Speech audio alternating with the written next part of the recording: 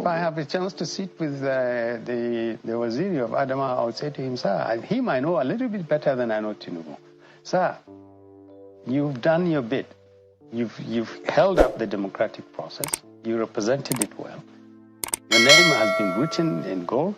You've been persistent. It's time to yield the ground, to yield the position to a younger person. Don't run. Even Atiku? Yes, play the father role. Find good younger person. Do you think Atiku that you know will listen to that kind of advice? I think so. To be honest with you, I think so. Atiku I don't think always wanted to be president. Well, you can, yeah. Bola Tinubu also wanted to be president. Yeah, but I'm advising them against what appears to be what they want. And I'm trying to point out to them. Actually, the truth about it is that if PDP were to field a younger person, more capable, somebody with less skeletons in their cupboard, somebody with less liabilities, age and health and everything, believe me, they will take APC to the cleaners. With all this bulging party bulging with people running away from prosecution, people looking for offices, the APC is growing with a lot of the wrong people.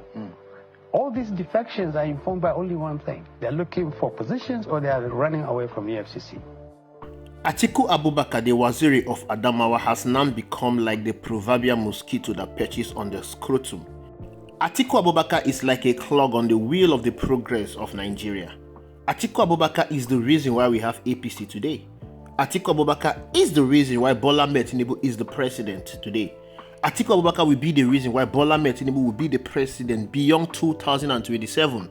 And all of this is happening not because he have better things to offer Nigeria, not because he have better ideas to fix Nigeria, not because he has the expertise, he has the charisma, he has the energy, the vitality to make things work in this country, but simply because of his greed, his personal lifetime ambition of becoming president of the Federal Republic of Nigeria. The same lifetime ambition that fueled Bola Ahmed Tinubu to contest as president, even when there were so many controversies around him, even when he knew that he do not have the energy, the youthful vigor, the vitality to rule a multi-complex nation like Nigeria. It was that same lifetime ambition that made him to become president. It is that same lifetime ambition that is making him to consolidate power, to capture every institution in this country. Is that lifetime ambition that made Bola Ahmed Tinubu wants to become the Lord and Savior of Nigerian politics. That is the same lifetime ambition that Atiku Abubakar has. That is what is killing Nigeria.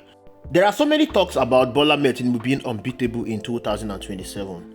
2027 is the easiest time to defeat Bola Ahmed Tinubu. 2023 was a bit harder because we were just entering into a new terrain in politics. Nigerians were going into a new water. They did not know what to expect. But in 2027, we've tested the waters. We know a whole lot of things to expect. We know how to navigate the terrain. We know the antics and tactics of the opposition parties, and we know what they are going to come up with. So it's very easy to defeat Bola Ahmed Tinubu. But it will be difficult if we make the same mistake that was made in 2023. And that same mistake is having Atiku Abubakar on the ballot paper contesting that election. You heard Akim Baba Ahmed talking about supporting a younger generation, and he equally advised Bola Ahmed Tinubu not to contest the 2027 election, to support a younger politician with fresher ideas. But we all know that Bola Ahmed Tinubu is not going to hit to that. But Atiku Abubakar, he ought to hit to that. He needs to hit to that.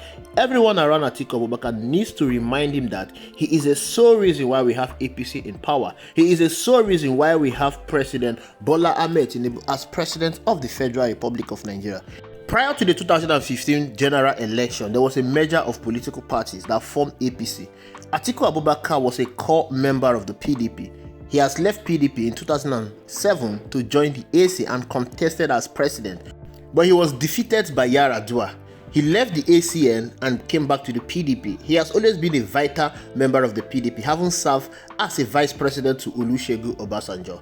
But prior to the 2015 presidential election, Atiku Abubakar and other big northern politicians left the PDP. They left Goodluck Ebele Jonathan hanging.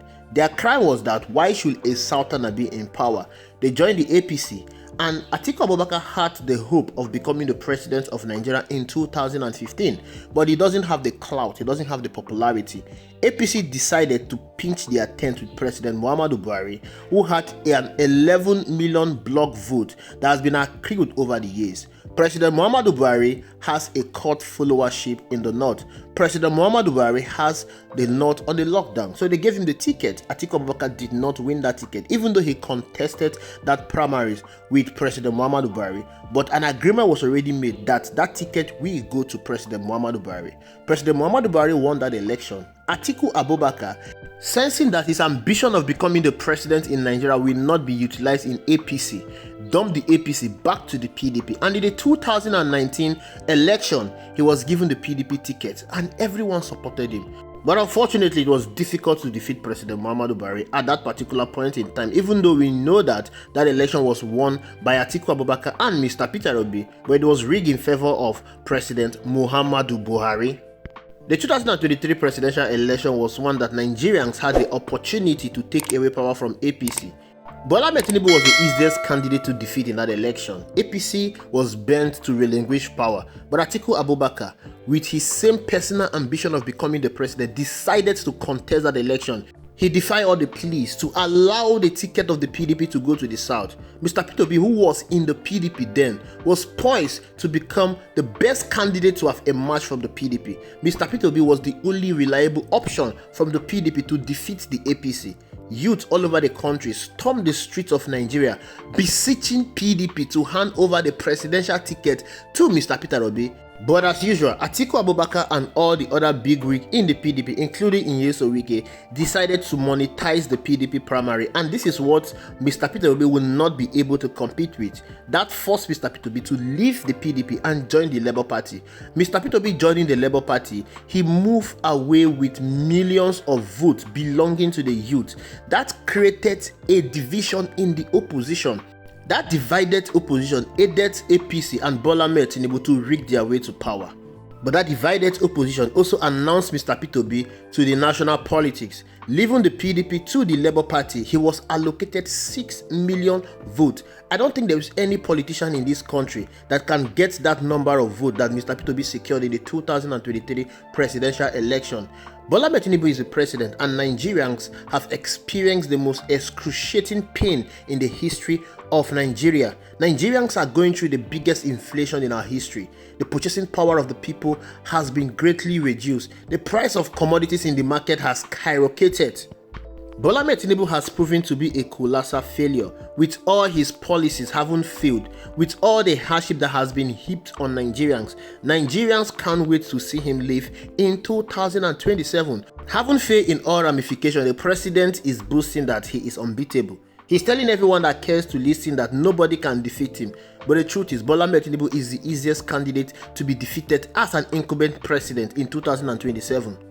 The reason why it appears like it's difficult to defeat Bola Ahmed Tinubu is because he so far controls the institutions of state like the INEC, the National Assembly, the judiciary, the police. Bola Ahmed Tinubu has large resources at his disposal compared to 2023, and so far he has been intimidating all the governors to support his presidential ambition in 2027. But defeating Bola Ahmed Tinubu in 2027 requires tactical reasoning. It requires a united opposition. It requires all the opposition parties to come together and defeat Bola Ahmed Tinubu. Even though some of the southern governors are declaring their support for Bola Ahmed Tinubu, that does not automatically translate to high vote for Bola Ahmed Tinubu, because the people will determine if they will vote for Bola Ahmed Tinubu or not. They did the determination in 2023. In 2023, most of the governors supported Bola Ahmed Tinubu, but he did not win in their state. One of such states was Lagos State, where he was a governor for 8 years. Peter Obi strode into Lagos and defeated Bola Ahmed Tinubu. So the vote is being determined by the people, not by the governors. So we need the opposition parties to come together and form a united front in order to defeat Bola Ahmed Tinubu. And that is what Nigerians are expecting from the opposition. But Atiku Abubakar is fronting himself again to be the presidential candidate of any coalition party that will be formed ahead of the 2027 presidential election. election. So far, PDP has collapsed. He collapsed PDP. It was because of his greed that PDP is where PDP is today. Now he wants to go and form a new coalition party, so he will become the presidential candidate. If Atiku Abubakar should contest against Bola Ahmed Tinubu and Mr. Peter Obi contest in the Labour Party, it is definitely going to be a win for Bola Ahmed Tinubu, because that opposition being divided is what Bola Ahmed Tinubu wants to announce himself as the winner of that election. Once Atiku Abubakar concede his presidential ambition and support a younger candidate, not just a younger candidate, a southern candidate against Bola Ahmed Tinubu, once all the northern politicians come together, I am talking about those in the opposition, to support a southern candidate, and the only reliable southern candidate is Mr. Peter Obi. Yes, this is someone that got 6 million block vote. Did I say get? He was allocated 6 million block vote, even though we know that he won that election. If he can get that overwhelming support from the north, when I'm talking about the north, I'm talking about the northwest and the northeast.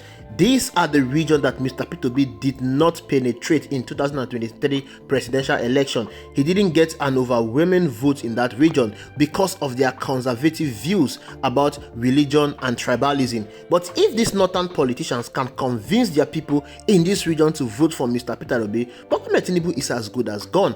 And the only way this can be done is when Atiku Abubakar, a northern politician that also has his followers in the north, and El-Rufai, a northern politician that also controls some of the narrative in the northwest, will come out together and endorse Mr. Peter Obi. If they truly want Bola Ahmed Tinubu to go, they should be supporting Mr. Peter Obi. I am sure this is what Akim Baba Ahmed is trying to pass, but he doesn't want to come out categorically to name Mr. Peter Obi as that reliable candidate that will defeat Bola Ahmed Tinubu. In the whole of Nigeria, there is no candidate that can stand toe-to-toe to defeat Bola Ahmed Tinubu in the 2027 presidential election.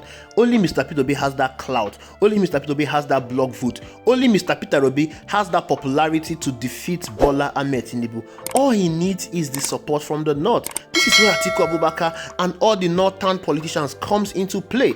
They need to support Mr. Peter Obi if they really want Bola Ahmed Tinubu to go. Thank you for watching. I will see you in the next video.